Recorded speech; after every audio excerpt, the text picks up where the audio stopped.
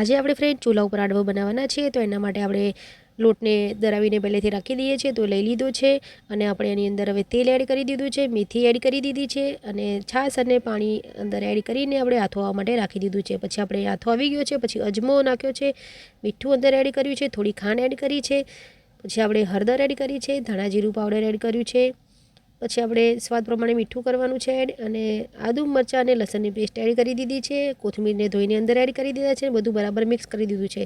પછી સાજીના ફૂલ અંદર એડ કરી દીધા છે. પછી આપણે દૂધીને પહેલેથી છીણીને રાખી હતી એને એડ કરીને મિક્સ કરી લીધું છે.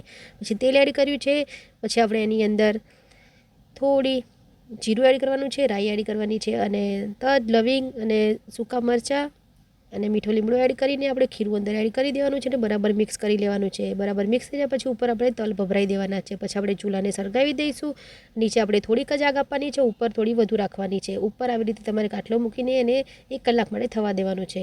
પછી તમે 1 કલાક પછી જોઈ શકો છો એકદમ ઉપરથી ક્રિસ્પી અને અંદરથી સોફ્ટ એવો હાંડવો આપણો બનીને રેડી થઈ જાય છે. તમે પણ આવી રીતે ઘરમાં હાંડવો બનાવી શકો છો. ડિટેલ્સનો વિડીયો મારી યુટ્યુબ ચેનલ પર તમે જઈને જોઈ શકો છો. નીચે લિંક મેં આપી દીધી છે. વિડીયો સારો લાગે તો લાઇક, શેર અને સબસ્ક્રાઈબ કરજો.